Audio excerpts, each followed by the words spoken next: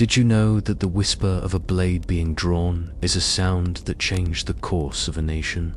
It's a sound that began not in a grand imperial throne room, but in the muddy rice paddies and windswept fields of a land struggling to find its soul. Imagine a single cherry blossom petal, impossibly pink, drifting down to rest on the cold, hard steel of a sword. It's a perfect image of tranquility and danger, the two forces that would define an entire age of warriors. Before you get too comfortable, go ahead and like this video and subscribe to the channel to encourage me to make more content like this. Also, let us know where you're watching from and what time it is there. Now, dim the lights and let's begin tonight's journey. You are standing in a different Japan, not the one of neon lights and bustling cities, but one of wood, paper, and silk. It is the Heian period, a long, elegant era stretching for nearly 400 years. The heart of this world is the city of Heiankyo, what you would one day call Kyoto. Here, life is a delicate performance. The emperor, a divine but distant figure, presides over an imperial court obsessed with beauty. Courtiers write exquisite poetry, practice calligraphy with brushes made of wolf hair, and compete to see who can blend the most alluring incense. Their greatest concerns are the proper shade of a silk robe for the season or a grammatical error in a love letter. They are a people so refined they've almost forgotten the world outside their perfumed walls. But you are not there. You are in the provinces, far from the capital's gentle flute music. Out here, the wind sounds different. It carries the scent of pine and damp earth, not expensive incense. Life is less about poetry and more about survival. The central government's authority is a distant rumor. Bandits roam the mountain passes, and ambitious neighbors eye your land with a hunger the court nobles could never understand. So you, a local landowner, do what you must. You hire men, strong men, skilled with the bow and loyal to you, not to a far-off emperor. You train them, arm them, and in return for their service, you give them a piece of your land and your protection. You don't call them samurai yet. The word itself, saburao, simply means to serve or to wait upon. They are your attendants, your guards, your private army. This is the humble birth of a warrior class. There are no gleaming swords or elaborate codes of honor just yet. In fact, the most revered skill of these early warriors has nothing to do with a sword. It is the art of the bow from horseback, the kayaba no michi, or the way of the horse and bow. You watch one of your men galloping across an open field, his body swaying in perfect rhythm with his mount. He nocks an arrow, draws the string back to his ear, and releases it, all without slowing his horse. The arrow finds its mark in a straw target 100 paces away. That is true power. That is what keeps your family safe and your rice in your own storehouse. Historians still debate whether these early provincial warriors saw themselves as a new, distinct class or merely as armed servants fulfilling a contract. What is certain is that a power was growing in the countryside, a power built on loyalty, land, and the deadly accuracy of a horse archer. The court in Kyoto, lost in its world of poetry and perfume, is blissfully unaware that the servants they occasionally hire to quell a rebellion are slowly, quietly, becoming the true masters of Japan. As the years pass, the power of your warrior class grows, and so does the need for a weapon that speaks to your evolving identity. The bow, a tool of the hunter and the distant soldier, is still vital, but another weapon is gaining prominence. It is a weapon forged not just for killing, but for identity. You travel to a small village nestled in the mountains, a place famous for one thing, the creation of blades. You step into a world of fire and shadow. The air is thick with the smell of burning charcoal and the sharp temps of hot metal. In the center of a dimly lit workshop, a man stands before a roaring forge, his face illuminated by the hungry orange flames. He wears simple white robes, like a Shinto priest, and a sacred rope of rice straw, a shimenawa, hangs above the anvil, marking this as a holy space. He is a master swordsmith, and he is not merely a craftsman. He is an artist, a mystic, a conduit between the raw elements of the earth and the soul of the warrior. You watch, silent, as he begins the ritual. He has already fasted and purified himself for days. Now, he pulls a block of raw steel from the fire, the tamahagane, or jewel steel. It glows with a fierce, almost living, light. With a long-handled hammer, he begins to strike. The rhythmic clang, clang, clang is not just the sound of work. It is a kind of prayer, a meditation in metal. This is where the magic begins. He hammers the block flat, scores it down the middle, and folds it back on itself. Then, he thrusts it back into the fire's heart. He will repeat this process over and over again, a dozen, sometimes 15 times. With each fold, the steel is purified, its impurities burned away, its carbon content perfectly distributed. The layers multiply exponentially, creating thousands of laminations, invisible to the naked eye, that give the blade its legendary strength. It is a process that is both brutal and incredibly delicate. Next, he combines two types of steel, a hard, high-carbon steel for the cutting edge, the ha, and a softer, more flexible steel for the blade's spine, the mun. This is the great secret of the katana. It is not one thing, but two. A razor-sharp edge, capable of slicing through silk, fused to a resilient core that can absorb the shock of a powerful blow without shattering. It is a perfect metaphor for the warrior you are meant to be, unyielding in principle but flexible in adversity. Historians still debate the exact moment this iconic curved blade fully eclipsed the older, straight swords imported from China, but its superiority for mounted combat, allowing for a swift, drawing cut, was undeniable. Finally, the smith coats the blade in a secret mixture of clay, a thin layer on the edge and a thick layer on the spine. When he plunges the glowing blade into a trough of water, the clay makes the edge cool instantly, becoming incredibly hard, while the spine cools slowly, remaining soft. The resulting line between these two hardnesses, the harmon, is a milky, cloud-like pattern along the blade. As unique as a fingerprint, it is the visible soul of the sword. As you hold the finished blade, you feel its perfect balance, its cold, waiting purpose. It is more than a tool. It is your honor, made tangible. It is the vessel of your spirit, a companion that will share your fate in this life and perhaps the next. You are holding the katana, feeling its weight and its promise. But the swordsmith did not give you a mere weapon. He handed you a burden, a responsibility that is heavier than any piece of steel. To wield this blade without a code is to be no better than a common thug. The true strength of a warrior, you are beginning to understand, is not in the arm that swings the sword, but in the heart that guides the hand. There is a path you must walk, an unwritten set of rules that will govern your every action, from the battlefield to the tea house. This is the beginning of what future generations will call Bushido, the way of the warrior. It is not a book of laws you can study, but a current you must feel, a philosophy you must live until it is as natural as breathing. At its core is gi, or rectitude. It is the power to decide on a course of action and follow it without wavering.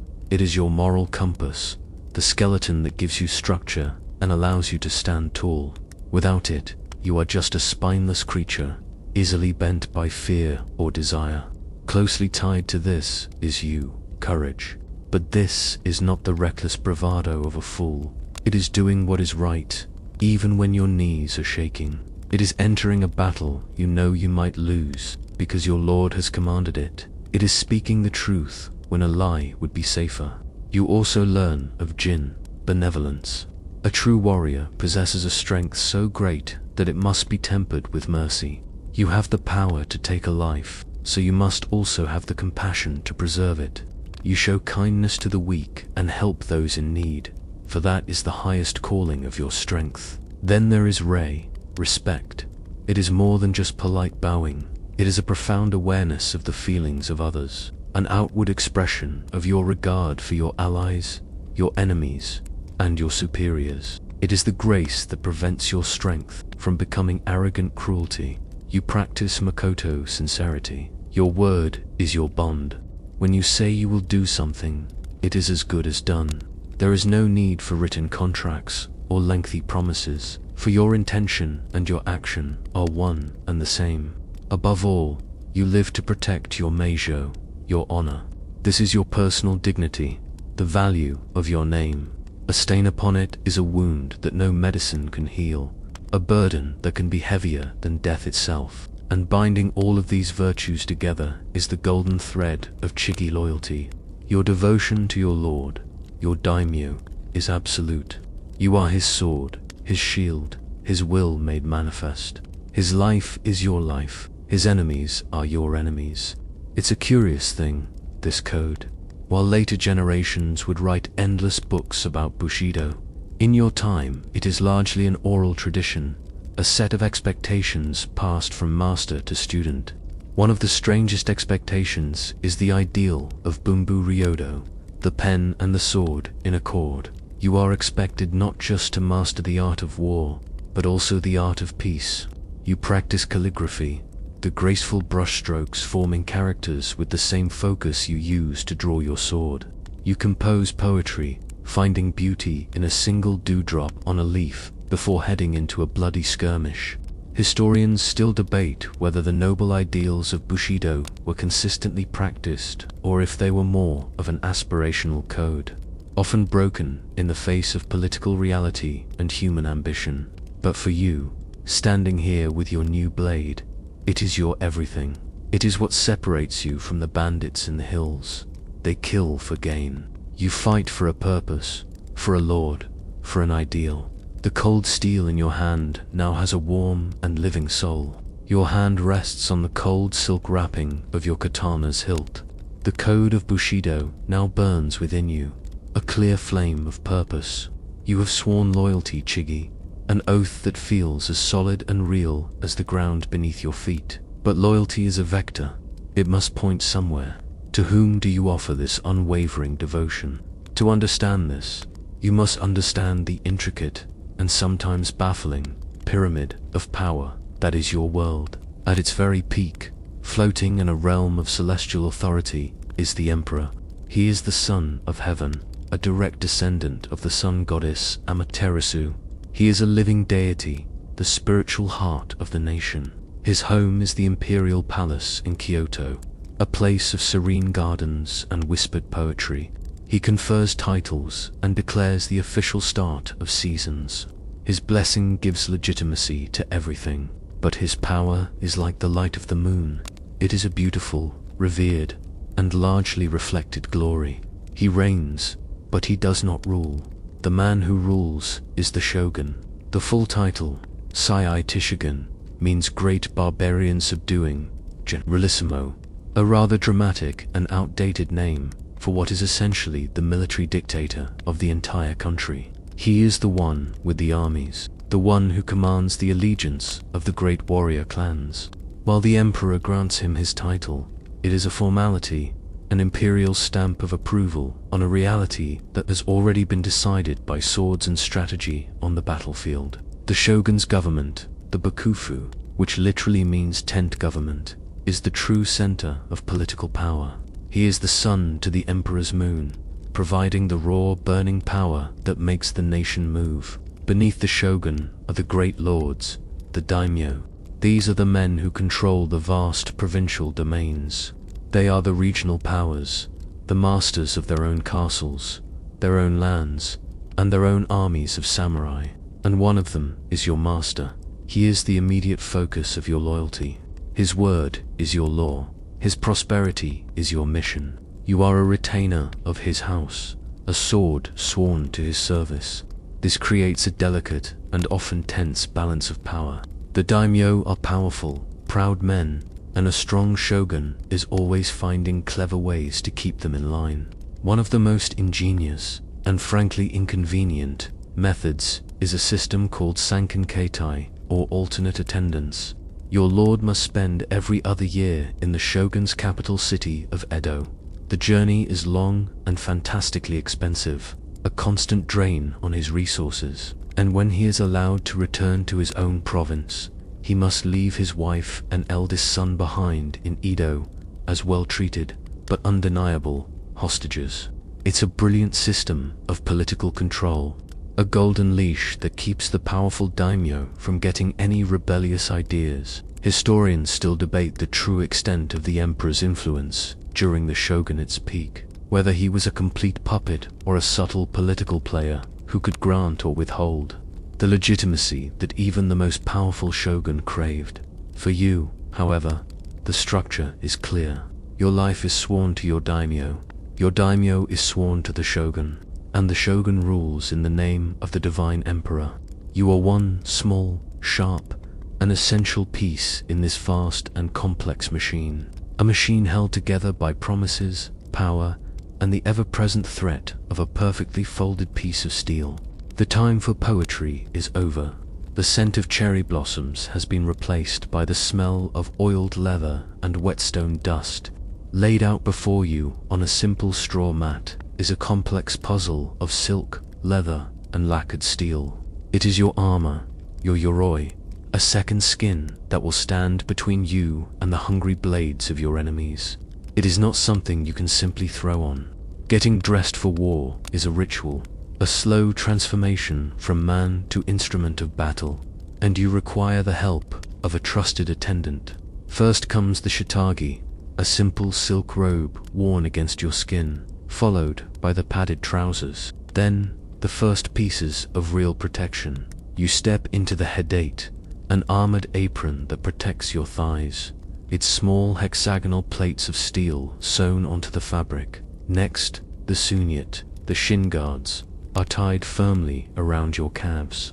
Your attendant then brings the coat, the armored sleeves, a beautiful and brutal creation of silk brocade, interwoven with chainmail and finished with lacquered steel plates to protect your forearms and hands. You slide your arms into them, feeling the immediate weight, the cold promise of protection.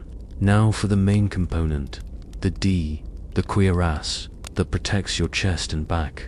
This is the heart of the armor. It is not a single, solid piece of metal like the breastplates of foreign knights.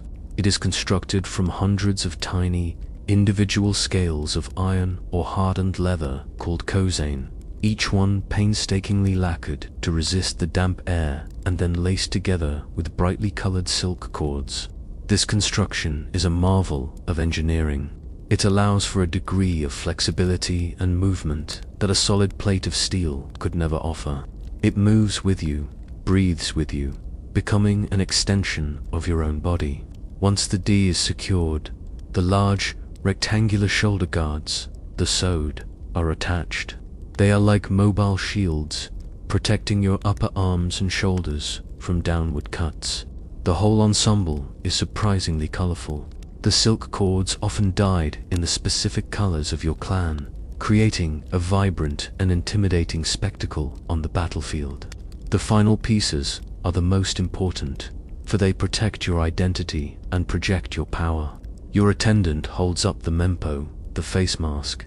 It is a work of terrifying art, forged into the snarling visage of a demon or a wrathful spirit, complete with a bristling horsehair mustache. You tie it on, and the world changes. Your own breath sounds loud and strange inside the metal shell. Finally, the helmet, the kabuto. It is a heavy bowl of riveted iron plates. Your attendant places it carefully on your head, and the world shrinks to the narrow slit of your vision. Your helmet is crowned with a magnificent crest, a medate. It might be the golden horns of a stag, the fierce head of a dragon, or something more personal. It is your signature on the chaotic canvas of battle.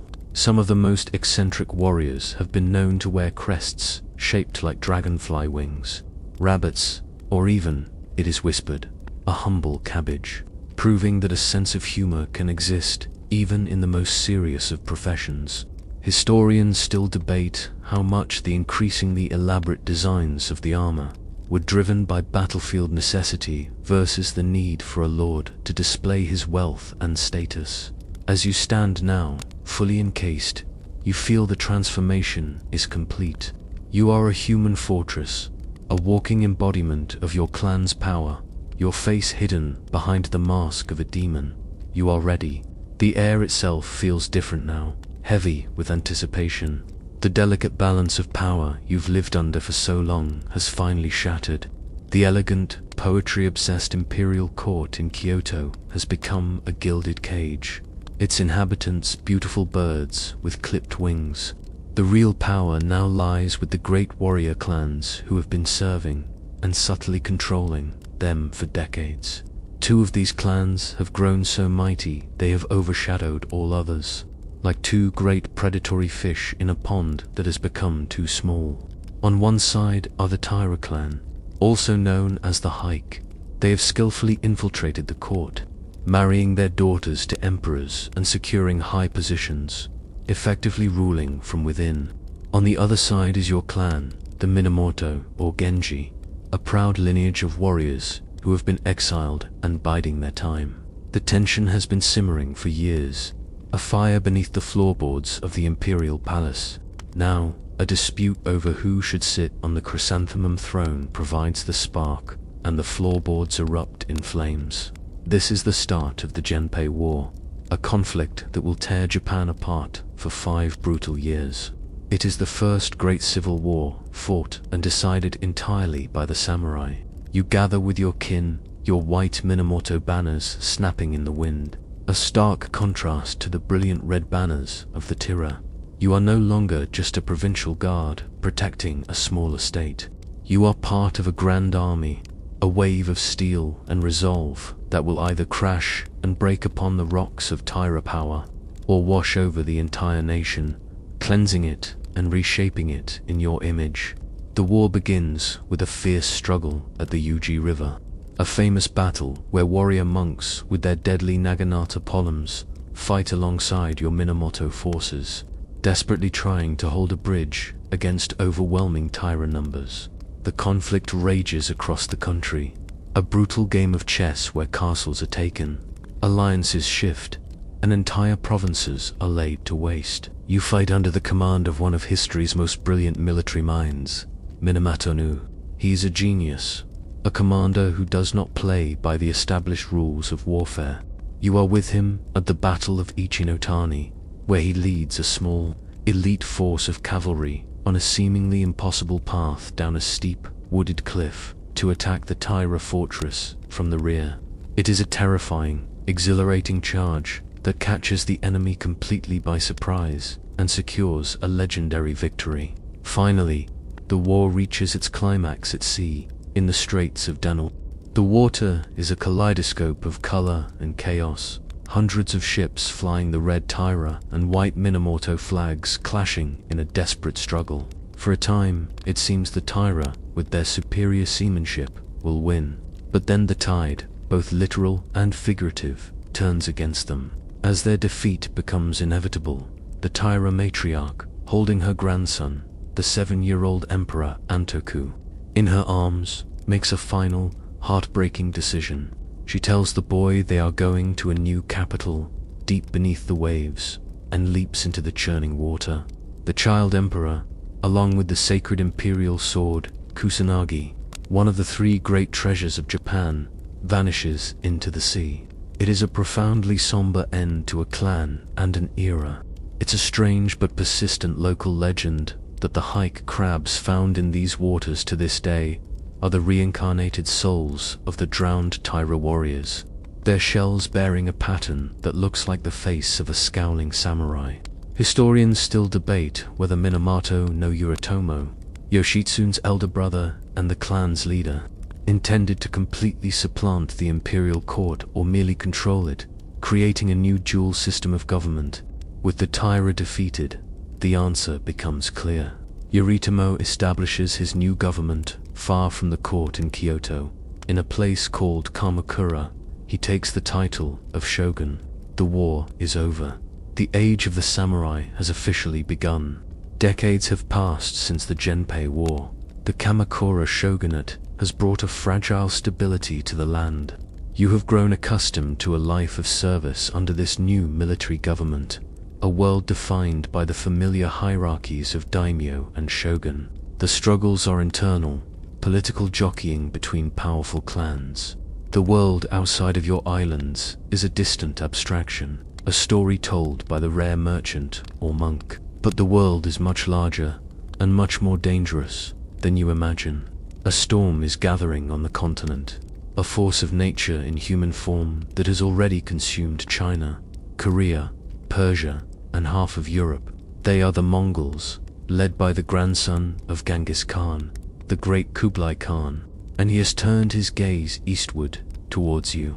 First come the letters. Arrogant, demanding messages arrive at the shogunate, calling Japan a small country and demanding you pay tribute to the Great Khan, to become a vassal state of his vast Yuan dynasty. The shogunate's response is a silent and defiant one. The Mongol envoys are sent away with no answer, and some are even executed, a shocking breach of diplomatic protocol. It is a clear message: we bow to no one. You and your fellow samurai prepare for the inevitable. And then, one day in 1274, you stand on the shores of Hakata Bay in Kyushu and see it. A fleet so vast it looks like a floating forest of masts has materialized on the horizon. Nearly 1,000 ships, carrying over 40,000 Mongol, Chinese, and Korean soldiers. The invasion has begun. What follows is a brutal clash of military philosophies. You are trained for honorable, single combat. You ride forward, announce your lineage and your deeds, and challenge a worthy opponent to a duel. The Mongols, however, fight like a pack of wolves. They move in disciplined, coordinated units. They fire clouds of poison-tipped arrows. They do not wait for you to finish your heroic speech. They simply cut you down. It would be almost comical if it weren't so deadly, like shouting your resume at a tidal wave. And they have a terrifying new weapon, a ceramic sphere they light and hurl into your ranks. It explodes with a sound you have never heard before, a deafening crackle and boom that terrifies your horses and sends shrapnel tearing through your armor. These are the Tetsu early hand grenades filled with gunpowder. Despite the shock, you and your fellow samurai fight with ferocious courage, exacting a heavy toll on the invaders. The Mongols push you back from the beaches, but do not press their advantage. As night falls, for reasons still debated by historians, their entire army re-embarks on their ships. And then, the heavens themselves seem to intervene. The wind begins to howl, a low moan that grows into a scream. A furious storm descends upon the fleet, smashing ships against the rocks and swallowing hundreds of vessels in the churning waves. By morning, the invasion is over, the Mongol fleet shattered and limping back to the mainland. You believe it is a sign, a divine wind, a kamikaze sent by the gods to protect your sacred land. 7 years later, the Mongols return with an even larger force, 2 massive fleets converging on Japan. You are ready this time, having built a great stone wall along the coast. For weeks you hold them at bay, and then, once again, the sky turns black. A true typhoon, a storm of unimaginable fury, falls upon the Mongol navy and annihilates it. The sea becomes a graveyard of splintered wood and drowned ambition. Historians still debate whether it was the storms, the stubborn Japanese resistance, or logistical failures like disease and poorly constructed ships that truly doomed the invasions. For you, the answer is simple. The gods have spoken, and they have declared that your land will never be conquered. The divine winds have scoured your shores clean of invaders, leaving behind a profound sense of security and a reinforced belief in your land's sacred destiny. The threat is gone, for now, and the long peace that follows allows the warrior spirit to turn inward. Remember the ideal of Bunbu Ryodo, the pen and the sword in accord. It is in these quiet years that this concept blossoms from an ideal into a practice, a way of life that defines the elite of your class. A warrior who only knows how to fight is a blunt instrument, a tool, but a warrior who understands art, who can find beauty in a single flower, is a complete man. You are learning that the discipline required to master the sword is the same discipline needed to master the self. You kneel on a tatami mat in a small, sparsely decorated room. The only sounds are the gentle hiss of a charcoal fire and the soft rustle of your silk robes. Before you, a tea master, his movements precise and economical, performs the ancient ritual of Chanawu, the tea ceremony. He purifies the lacquered caddy, warms the simple ceramic bowl, and scoops the vibrant green matcha powder with a delicate bamboo spoon. He ladles hot water into the bowl and whisks it with a rhythmic, practiced motion until a perfect jade froth forms on the surface. He presents the bowl to you. You take it, turning it twice in your hands to admire its humble beauty before you drink.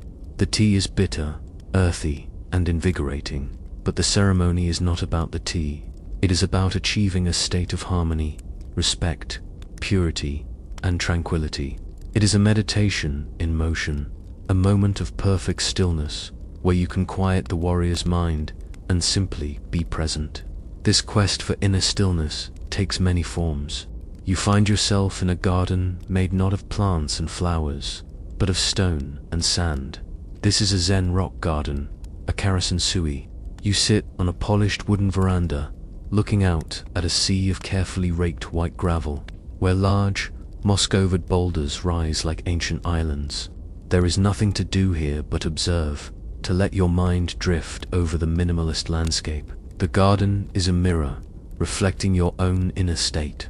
You also learn the art of ink wash painting, with a brush, a stone for grinding ink, and a sheet of rice paper. You learn to capture the essence of a bamboo stalk or a distant mountain with a few swift, confident strokes. There is no room for hesitation, no chance to correct a mistake. Each brushstroke, like each sword cut, must be decisive and final. One of the most refined and peculiar arts you might practice is KD, the way of fragrance. Here, you and your fellow samurai gather not to drink or talk, but to listen to incense. Small slivers of rare, aromatic woods are heated on a special burner, and you must identify the subtle differences in their scent, a game of sublime sensory perception. Historians still debate whether this deep engagement with the arts was a genuine, philosophical pursuit for the average samurai or primarily a status symbol adopted by the elite to emulate the old court aristocracy they had replaced. For you, it is a vital practice. It teaches you to see the world with greater clarity, to control your impulses, and to appreciate the profound beauty in simple, transient things. It is this training that will allow you to face the chaos of battle, and even your own death, with a calm and untroubled heart. The tranquility you found in the tea ceremony, the stillness of the Zen garden, was a beautiful illusion, a thin layer of ice over a deep and churning ocean. And now, the ice has broken. The Yoshikaga shogunate, which followed the Kamakura, has rotted from the inside out. Its authority has evaporated like morning dew, leaving a power vacuum that every ambitious daimyo in the country is rushing to fill. A minor succession dispute within a powerful clan escalates into a full-blown conflict called the Dunin War, which drags the entire capital of Kyoto into a decade of street fighting and urban warfare. When the smoke finally clears, the city is a ruin. The shogun is a powerless puppet, and the country has fractured into 100 warring pieces. You are now living in the Sengoku Jidai, the age of the country at war. This is an era defined by a single, terrifying, and exhilarating concept, Geikokuyo, which means the low overthrowing the high. The foundational principle of your world, absolute loyalty to your lord, has become a suggestion rather than a command. A trusted general can betray his master and seize his castle. A minor landowner can assassinate his daimyo and take his province. The entire social pyramid has been turned upside down and shaken until all the pieces have fallen into a chaotic pile. There is no central authority, only the law of the sword and the cunning of the mind. Every border is a front line, and every neighbor is a potential enemy or a temporary, untrustworthy ally. The code of Bushido, with its elegant ideals of honor and sincerity, is now a luxury that few can afford. Victory is the only virtue that matters, The nature of warfare has changed. The honorable, single combats of the past are a distant memory. Now, battles are won by massive armies of peasant foot soldiers. The ashigaru, armed with long pikes, and, increasingly, a new and noisy weapon brought by strange foreigners from the south, the arquebus matchlock rifle. Your role as a samurai is no longer just to be a peerless warrior, but to be a commander, a strategist, a leader of men. The battlefield has become a stage for brutal creativity and personal branding. To stand out in the chaos, you and your fellow samurai adopt wildly elaborate armor and banners. You see helmets topped with the claws of a giant crayfish, golden prayer plaques, and even long, waving rabbit ears. Back banners, the sashamono, are no longer just for clan identification. They are personal logos. A warrior in a snail shell helmet fighting under a banner shaped like a giant, golden centipede. It is an age of terrifying, desperate individualism. You might find yourself defending a castle under siege for months, surviving on meager rations, or leading a desperate nighttime raid on an enemy camp. The only certainty is uncertainty. Historians still debate whether this century of ceaseless conflict was a complete breakdown of Japanese society or a violent, necessary furnace that burned away the old, weak structures and forged a stronger, more unified nation from the ashes. For you, living inside the fire, such academic questions are irrelevant. All that matters is the next battle, the next betrayal, the next opportunity. Japan is a shattered mirror, and every daimyo, every ambitious samurai, sees in the broken shards a chance to see his own face reflected back as the new ruler of all. Out of the fire and blood of the Sengoku Jidai, that century-long storm of betrayal and ambition, 3 men emerge. They are not heroes in the simple sense of the word. They are titans, figures of such immense will and vision that they seem to bend the arc of history itself. They are so different from one another, yet their destinies are inextricably linked. Like 3 master craftsmen working on the same piece of art, there is a saying that perfectly describes them, a saying about making a rice cake. One pounds the rice, another kneads the dough, and the third sits down to eat it. You are about to witness the work of all 3. The first, the one who wields the heavy mallet to pound the rice, is Oda Nobunaga. He is a force of nature, a tempest in human form. You watch him rise from being the lord of a minor province to become the most feared man in Japan. His motto is Tenka, Fubo rule the realm by force, and he means it. He is utterly ruthless, a pragmatist who sees the old ways of honor and ritual as obstacles to be smashed.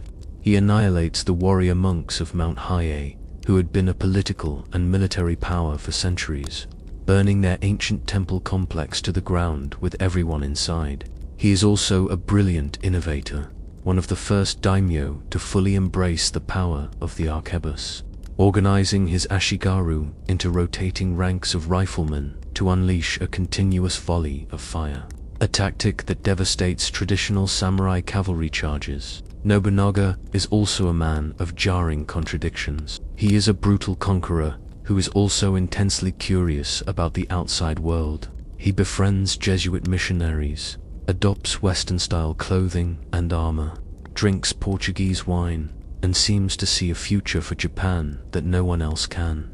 Historians still debate whether Nobunaga's ambition was to restore the old imperial order under his control, or to create an entirely new form of government, with himself at the absolute center. He is the hammer that shatters the old world. The second man, who takes the brutally pounded rice and begins to skillfully knead it into shape, is Toyotomi Hideyoshi. His story is the ultimate example of Gakokyo.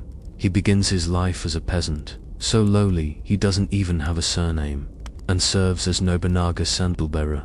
Through sheer, unbelievable cunning, charisma, and talent, he rises through the ranks to become Nobunaga's most trusted general.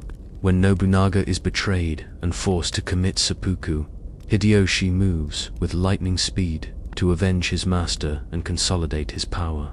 When Nobunaga was a storm, Hideyoshi is a flood, using not just force, but diplomacy, strategic marriages, and overwhelming displays of wealth to bring the remaining daimyo into submission. He builds a portable, golden tea room to impress his rivals. He conducts a great sword hunt, disarming the entire peasantry to ensure they can never rise up again, thereby cementing the samurai as the sole, unassailable warrior class. He is the ultimate politician, the master negotiator who completes the military conquest Nobunaga began. And then there is the third man, the one who watches all of this with an unnerving, reptilian stillness. Tokugawa Ieyasu. He is an ally, first to Nobunaga, then to Hideyoshi. He is a master of survival, a man who has weathered countless betrayals and political storms. His defining characteristic is patience, a patience so profound it feels like a strategic weapon. There's a famous poem that asks what to do if a cuckoo won't sing. Nobunaga would say, kill it. Hideyoshi would say, make it sing. Ieyasu would say, I will wait for it to sing. He serves Hideyoshi loyally, building his power base in a quiet corner of the country, and he waits. He is waiting for the master kneader to finish his work, for the rice cake to be perfectly formed. He is the one who will finally sit down to eat, and his meal will be the shogunate, a dynasty of peace that will last for over 250 years. The great battles and grand pronouncements of the unifiers are the sound of the storm, the thunder that shakes the mountains, and the lightning that illuminates the entire sky. But there is another sound in the age of warring states. It is the sound of a floorboard that does not creak, the rustle of black cloth that is indistinguishable from the night. It is the sound of a secret whispered in the right ear at the right time, while you and your fellow samurai live your lives in the bright, harsh glare of honor and reputation. There are others who master the art of being unseen, unheard, and unknown. They are the shadows that the great lords cast, the secret weapon in their arsenal. They are the shinobi, the men who would one day be known to the world as ninja. Forget the image of the superhuman assassin in all black pajamas, capable of vanishing in a puff of smoke. The reality is far more subtle and far more interesting. The shinobi are not a warrior class in the same way you are. They are specialists, masters of unconventional warfare. Their primary role is not to fight, but to know. They are spies, saboteurs, and intelligence agents. You might be planning a great assault on an enemy castle, but how do you know the depth of the moat, the number of guards on the walls, the location of the food stores? You send a shinobi, dressed as a humble peasant, a traveling monk, or a drunken merchant. He will walk right through the castle gates, his mind a sponge, absorbing every detail. He will return with the intelligence that will win you the battle before the first sword is even drawn. Their code is the antithesis of your Bushido. Your honor is in your name, in announcing your lineage before a duel. The shinobi's honor is in his anonymity. To be seen is to fail. To be identified is a disaster. While you are taught to face death with calm acceptance, the shinobi is taught that survival is paramount. A dead spy brings back no information.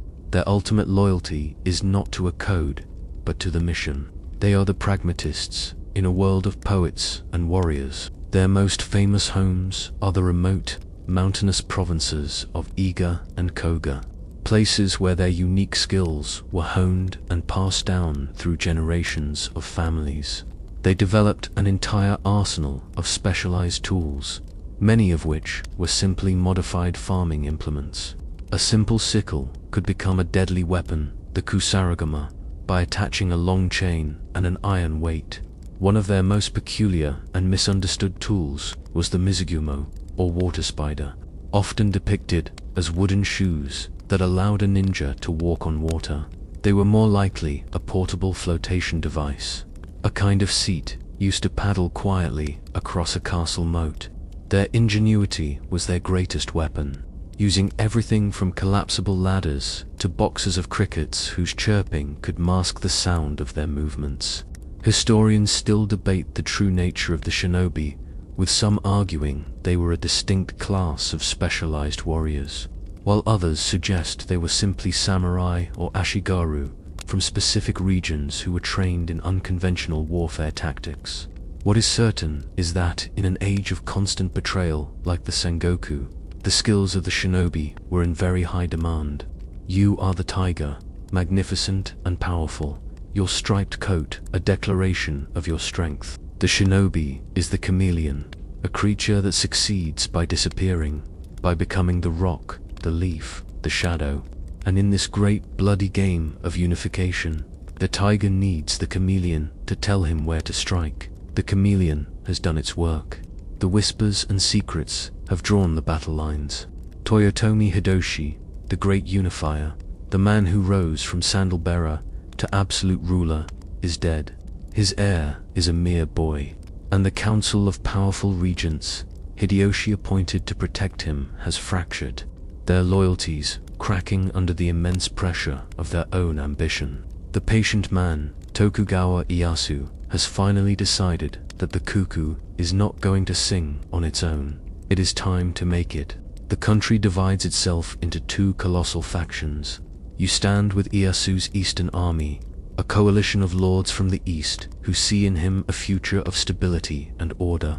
Against you is the Western Army, led by the brilliant but abrasive bureaucrat Ishida Mitsunari, a man fiercely loyal to the memory of Hideyoshi and the future of his young son. It is the final, winner-take-all championship match for the soul of the nation. The two armies, a combined force of over 160,000 men, converge on a small, insignificant crossroads valley in central Japan. The name of this place is Set. You arrive in a cold, dense fog, the kind that dampens sound and clings to your armor like a shroud.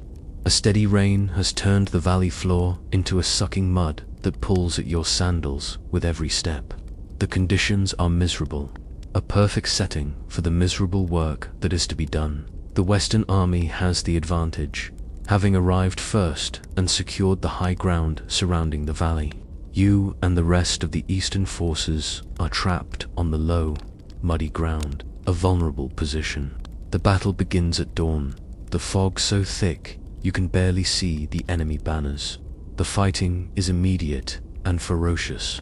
The roar of thousands of men, the crack of arquebus fire, and the high-pitched shriek of steel on steel fills the air. For hours, the battle is a bloody stalemate. Ieyasu's forces push forward, are driven back, and push forward again. The Western Army's advantageous position is holding. The entire battle, the future of the entire country, now hinges on one man. On the slopes of Mount Matsuo, to the right of the Western Army's main line, is the army of Kobayaka Hideyoki, a powerful but notoriously indecisive young daimyo. He has promised to betray the Western Army and join Ieyasu, but as the battle rages, he does nothing. He just sits there on his hill, watching. Then Ieyasu makes a gamble of breathtaking audacity. He orders his own arquebusiers to turn and fire directly at Kobayakawa's position on the hill. It is a terrifying message, a volley of bullets that says, "Choose a side, or I will destroy you right where you sit." This single act breaks the spell. Kobayaka gives the order, and his 15,000 men charge down the mountain, not into the Eastern Army, but straight into the flank of their own allies. The betrayal is so sudden, so total, that the Western Army collapses in on itself. Panic spreads like a disease. The battle becomes a rout, a one-sided slaughter. In the aftermath, Ieyasu sits calmly on a stool for the traditional head viewing ceremony, inspecting the severed heads of the defeated enemy lords as they are presented to him. A grim but necessary piece of political theater. Historians still debate whether Kobayaka had secretly pledged his allegiance to Ieyasu long before the battle, or if he made his fateful decision in a moment of panicked indecision amidst the fog and cannon fire. For you, the reason doesn't matter. The battle that was meant to last for days is over in a few short hours. The Warring States period is finished. The patient man has finally eaten the rice cake. The smoke of Sekigahara has cleared, and the patient man, Tokugawa Ieyasu, is now the undisputed master of Japan. A new era of peace has begun, a peace so profound and so lasting it will be called the Great Peace. But peace, you are discovering, has its own kind of casualties. In the chaotic century of the Sengoku Jidai, a warrior's worth was clear. It was measured in battles won, castles taken, and enemies defeated. Now, in a world without war, what is a warrior for? For some, the new order is a disaster. Daimyo, who fought on the losing side at Sekigahara, have had their lands confiscated, their clans dissolved. And you, a samurai sworn to their service, are suddenly without a master. You are now a Ronin, a wave man, a warrior adrift on the tides of fortune without a lord to anchor you. Your life is now a study in contradictions. You carry two swords, the Daishu, the very symbol of your samurai status, but they are a heavy, often useless, burden. You have the right to strike down a commoner who offends you, but you may not have the money to buy a bowl of rice. You are a member of a respected warrior elite, but you have no function, no salary, no place in the rigid social order that is now solidifying around you. You walk the highways of the new Japan, a ghost from a previous, more violent age. You might seek employment with another lord, but the great houses are cutting back on their retainers, not hiring new ones.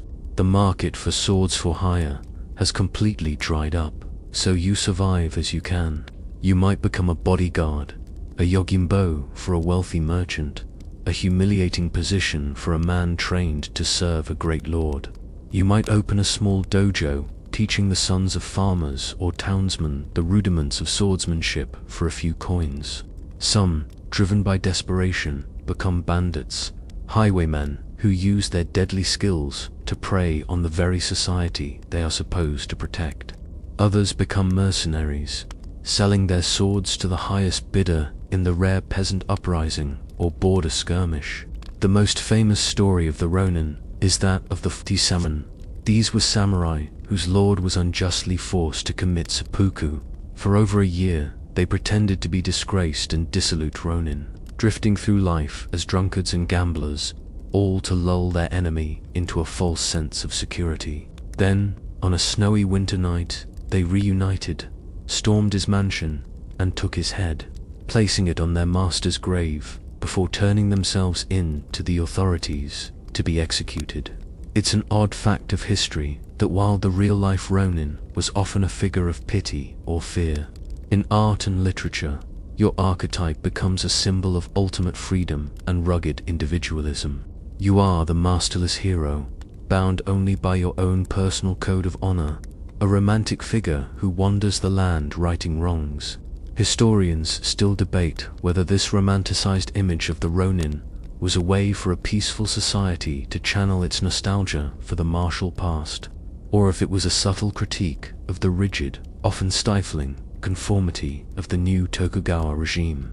For you, the reality is far from romantic. It is a daily struggle for survival, a constant search for a purpose in a world that has declared you obsolete. Your hand rests on the hilt of your sword, a tool you have spent your entire life mastering, and you have to wonder if you will ever draw it for a worthy cause again. You walk the paths of this new, peaceful Japan, a land where the role of the male samurai is becoming increasingly bureaucratic and administrative. The sword on your hip feels more like a symbol of your past than a tool for your future.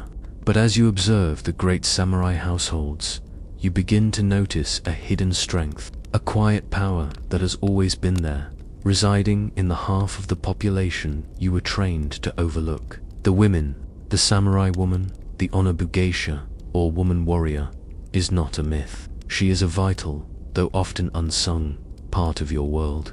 From her earliest years, she is not taught the delicate arts of the Kyoto court. Instead, while you are learning to wield the katana, she is mastering the naginata, a long polem with a curved blade at its tip. The naginata is a beautiful and deadly weapon, its long reach perfectly suited for defending a home, for creating a deadly arc of steel that can sweep a man from his feet or disembowel his horse. It is considered a woman's weapon, and she is expected to be as proficient with it as you are with your sword. Her battlefield is not the open field of Sekigahara, but the corridors and courtyards of her own home. When the men of the castle ride out to war, it is the women who are left to defend it. They are the last line of defense, and they are expected to fight and die with as much honor as any male warrior. You have heard the stories, tales of warrior women who have led charges and taken heads in battle, their deeds as fierce as any man's. The most famous is Tomo Gozen, a warrior from the Genpei War, described as a beautiful woman who was also a peerless archer and a swordsman worth 1,000 men. Beyond the battlefield, the samurai woman is the absolute master of her household. While her husband is away on his duties, she manages the family's finances, oversees the servants, and is solely responsible for the education of the children. She is the anchor that keeps the family stable. In a society built on strict inheritance laws, she is also a critical political piece. Her marriage is not a matter of love, but a strategic alliance, a human seal on a treaty between two powerful clans. Her duty is to produce a male heir, to continue the family line, a responsibility of immense pressure. If she fails, or if the political winds shift, she can be divorced and sent away with shocking ease. One of the strangest and most solemn parts of her education involves a small dagger, the kaken. She carries it with her at all times, tucked into her obi sash. She is taught how to use it for self-defense, but also for a far darker purpose. Should her home be overrun by enemies, should her honor be compromised beyond repair, she is expected to take her own life with it, a form of ritual suicide called gigai. Unlike the gruesome disembowelment of male seppuku, her final act is meant to be one of quiet dignity, a swift cut to the arteries of the neck. Historians still debate the prevalence of the onna-bugeisha on the battlefield, with some arguing they were a rare exception, while others point to archaeological evidence from battle sites showing a significant percentage of female remains. What is undeniable is that the woman of the samurai class was forged from the same steel as her male counterpart. She was expected to face hardship, duty, and death with an unyielding heart, a silent pillar of strength holding up the world of the warrior. The great peace, a stillness won by the bloody decisiveness of Sekigahara, now settles over the land. The Tokugawa shogunate, firmly in control, wants to ensure that the chaos of the warring states period can never, ever return. Their solution is as bold as it is extreme. They decide to put the entire country into a metaphorical box, shut the lid, and turn the key. This policy will be known as Sukoku, the chained country. Japan is about to be locked away from the rest of the world. The change is gradual at first, then absolute. You watch as new edicts are issued from the capital in Edo. Japanese citizens are forbidden from traveling abroad. Under penalty of death, if you leave, you can never come back. The great ocean-going ships, the ones that could have sailed to China or beyond, are ordered to be destroyed. Only small coastal vessels, unfit for long voyages, are permitted. The most dramatic part of this policy is aimed at the foreigners who had begun to trickle into the country, especially the Christian missionaries from Portugal and Spain. In the eyes of the shogunate, their religion, which demands a loyalty to a god higher than the shogun, is a dangerously subversive ideology. A brutal persecution begins. Christians are forced to renounce their faith by trampling on holy images, a practice called fumi. Those who refuse are executed in horrific ways, a clear and terrifying message to anyone who would challenge the shogun's absolute authority. Foreign traders, once a common sight in some port cities, are now almost entirely expelled. The only window to the outside world is a tiny, man-made island in Nagasaki harbor called Dejima. It is a fan-shaped piece of land connected to the city by a single, heavily guarded bridge. Here, and only here, a small number of Dutch traders are allowed to live and conduct business. The Dutch are tolerated because they are seen as interested only in profit, not in spreading their religion. Dejima becomes a strange, isolated bubble of foreignness in a completely sealed nation. It is through this one tiny pinprick of light that news of the outside world, of advancements in science, medicine, and technology will trickle into Japan for the next 2 centuries. This trickle of information is called Rangaku, or Dutch learning, and it is a source of fascination and suspicion for the few scholars allowed to study it. It's a curious fact that despite the near-total ban on foreign trade, certain luxury goods still find their way to the highest echelons of society. Your lord might own a Dutch clock or a telescope, exotic curiosities that are symbols of immense wealth and status. It's a small hypocrisy in a system built on absolute control.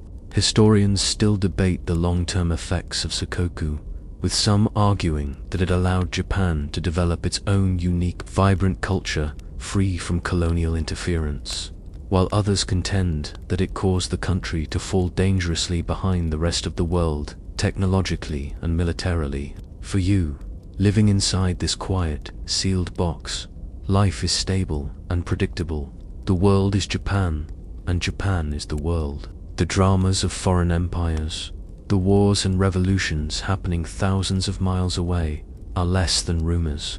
They are echoes from another planet, faint and irrelevant to the peaceful, unchanging rhythm of your days. You are living in the heart of the Great Peace. The chained country is quiet, stable, and prosperous.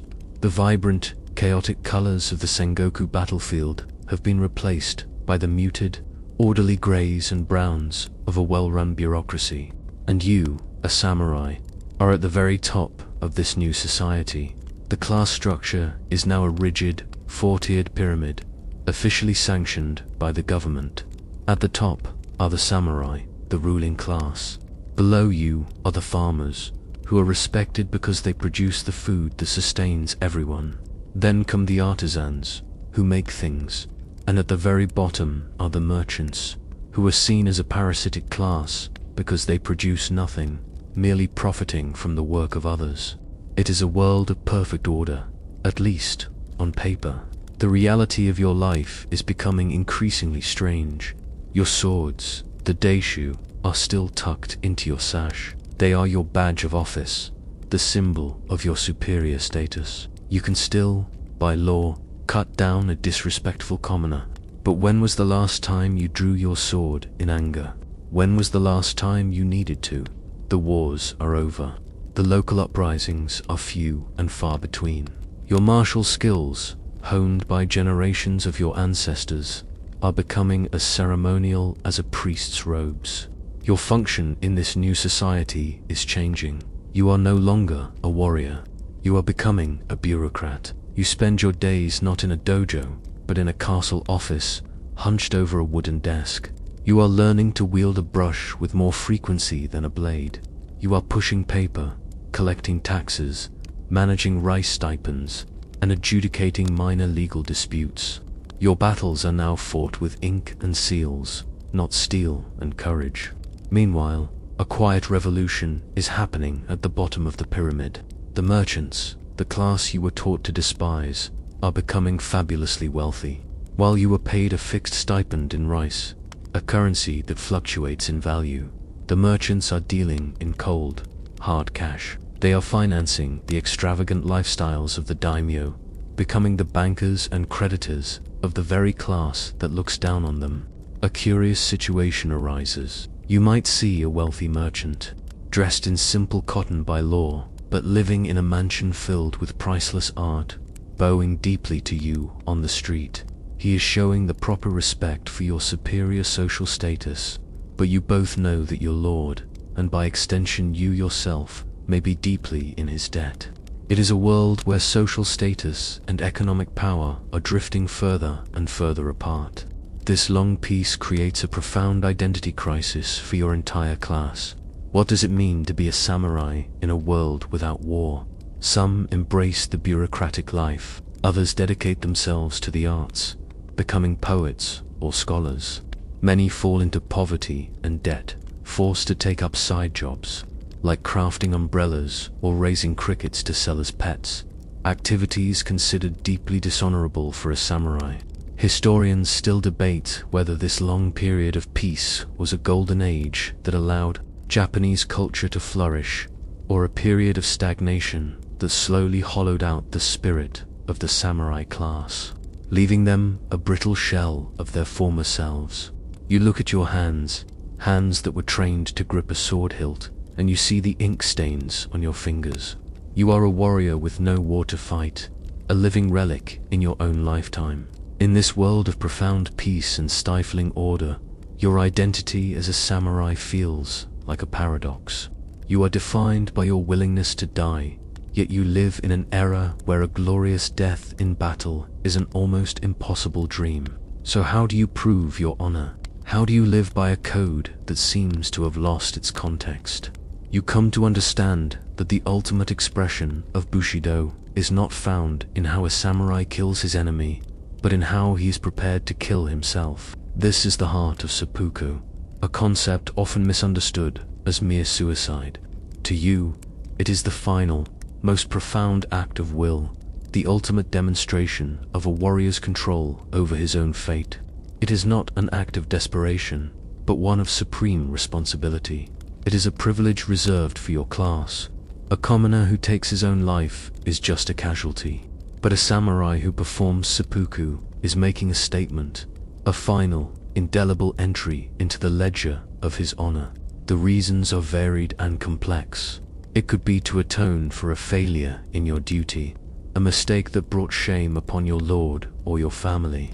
It could be a form of protest, a way to admonish a lord who has strayed from the righteous path, a final, shocking piece of advice that cannot be ignored. And most importantly, it is the chosen path to avoid the dishonor of capture by an enemy, to deny them the satisfaction of taking your life. You die by your own hand, on your own terms. The ritual itself is one of austere, solemn formality. It is not an act to be performed in a dark corner. It is a ceremony, often performed in a garden or a temple, with official witnesses present to attest to the courage of the act. You would first take a bath, a ritual purification. Then you would be dressed in a white kimono, the color of death. You would be served a final, symbolic meal. Once ready, you would kneel on a white cloth. Before you, on a lacquered tray, would be the instrument, a short sword, the tantu, or your own wakizashi. Then comes a moment that perfectly captures the samurai spirit. You would be given a brush, ink, and paper to compose your death poem, your jisei no ku. In a few simple, elegant lines, you are expected to capture your final thoughts on life and death, a last act of artistry before the final act of will. The blade itself is often wrapped in white rice paper, so you only grip the paper, not the hilt, to ensure a steady hold. Behind and to your left stands your kichikunin, your second. This is a trusted friend or a swordsman of great skill, chosen for this solemn duty. His role is not to be an executioner, but to provide an act of mercy. After you make the prescribed cut, a deep and precise slice across the abdomen intended to release your spirit, it is his duty to end your suffering with a single, swift sword stroke to the neck. A clumsy kishokunin who fails in this single cut brings eternal shame upon himself. Historians still debate how often seppuku was truly a voluntary act of personal honor versus a politely enforced death sentence, a way for a lord to order a samurai's death without the dishonor of a formal execution. But in the philosophy of Bushido, the distinction is almost irrelevant. The command is external, but the courage to execute it is entirely your own. It is the final, terrible, and noble punctuation mark at the end of a samurai's life, the quiet, unchanging rhythm of your life. A life lived inside a sealed box for 250 years is about to be shattered by a sound it is utterly unprepared for. It is the year 1853. You are standing on a bluff overlooking Edo Bay on what seems like a perfectly ordinary summer day. The water is dotted with familiar white-sailed fishing boats and the lumbering coastal barges that supply the great city. And then you see them. On the horizon, there are 4 ships. But they are not like any ships you have ever seen or even imagined. They are not made of natural, pale wood. They are impossibly large, and they are a flat, menacing black. And most terrifying of all, they have no sails. Instead, great black columns of smoke pour from their decks, staining the clean blue sky and leaving a greasy trail behind them. They move against the wind, propelled by some unseen, infernal power, like floating volcanoes breathing black fire. Panic and confusion ripple through the city. Rumors fly. Are they demon ships? Floating fortresses from a land of sorcerers?